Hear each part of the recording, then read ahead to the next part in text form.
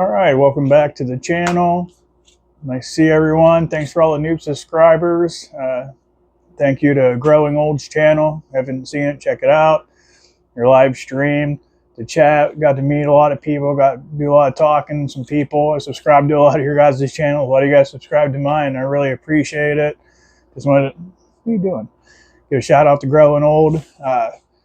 Got a lot of good discount codes. I think one's AC Infinity, Build Your Own Soil, and Auto Pots. And I think most of them are 10% off, which is awesome. I do like AC Infinity products. It's the only one of them that I've ever used. You can check out one of my videos. I did a head-to-head with the Spider Farmer humidifier. Good products. Well, back to the grow. We'll go into the tents here in a minute. We're on week 4 of them being in soil. We've been watering them every other day. I just droughted them for a couple of days. I think I'm using about a quarter a gallon, 500 milliliters, I think is what I use. During the live stream, there was some conversation. A newer grower was wondering about overwatering, underwatering, and a lot of people like the auto pots for that reason. But I believe in underwatering. Autos are really hard. It's just, they are what they are. Even with photos, I try to really pay attention to the soil moisture just by my finger. And you can just tell sometimes the plants look funny. But I got this from another grower before. They kind of made it, the sense of this was, if you underwater, the root structure will grow out trying to find moisture. That's what the roots do, is wants to suck all that in, nutrients in. So if you drought them here and there, or not give them as much water, the theory is that you'll grow stronger roots and then for a better plant. Yeah, I do it. My plants grow good. So, I mean, there's other people who really water the hell out of their plants too. Like a liter every other day, a gallon a day, or however much they use. I have no idea. We're right now, as you see, you'll see the plants here in a minute. We're using about a quarter of a gallon. We will be going to a half a gallon probably next week because they are starting to get bigger. I usually wait about yay big, depends on the foliage. We'll start giving a little more water because they'll need it. We did do a feeding, and the one video I did with how I was feeding them, I kind of gave you the wrong information, and I want to apologize. I was saying 3 milliliters for everything I was using, and that's not how I'm doing it. I'm using 3 milliliters of the micro, 4.5 of the grow, 2.5 of bloom, and 2 milliliters of CalMag. And I do it in that order, and then I pH. That's how I'm doing it, and I mix it with a gallon and a half. Those instructions are for 1 gallon. I add a half a gallon. I like to dilute, mix any kind of feed. Always start off low. Don't just go full blast with what's recommended, because this stuff's usually used in hydroponic grows. You can use it in soil, which I do.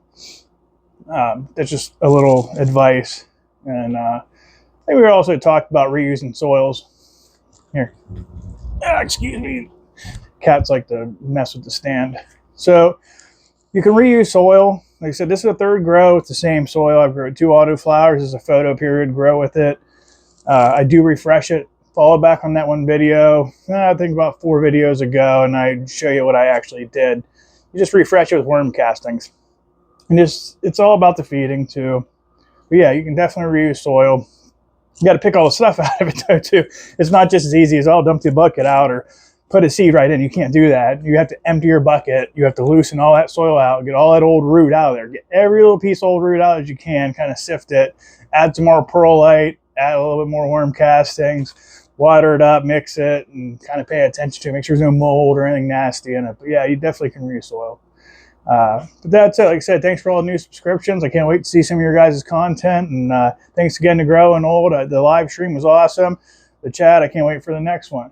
Have a good one.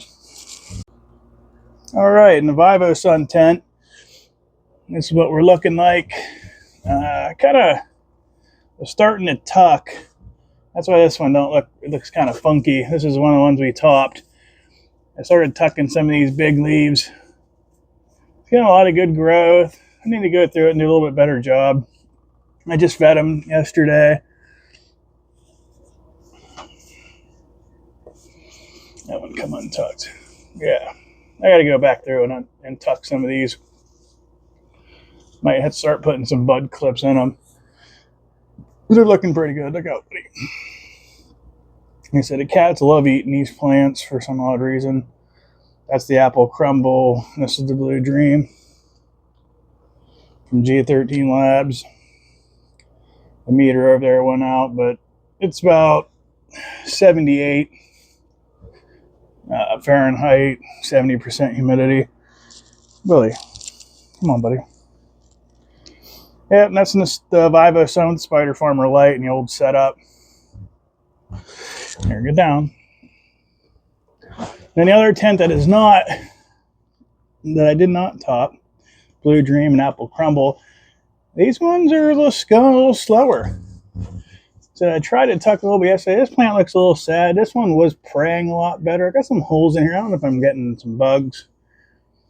I think I got to put my, I got them sticky things I put in here. I'll have to do that and see what's up. But yeah, we got 77, 70% humidity. CO2 is 900. That's just probably because I'm in here talking and the cats are in here. Look out, Willie. Come on. See, another problem is I try not to keep the tents open too long because the cats just, they like to nip on the leaves of the plants. It's probably not the best for them, so I try not to let them do it. But yeah, that's the plants. Like I said, 4 weeks in. Giving about a quarter gallon every other day. We'll probably start doing a half a gallon soon, Lily. And that's about it. Thanks for watching.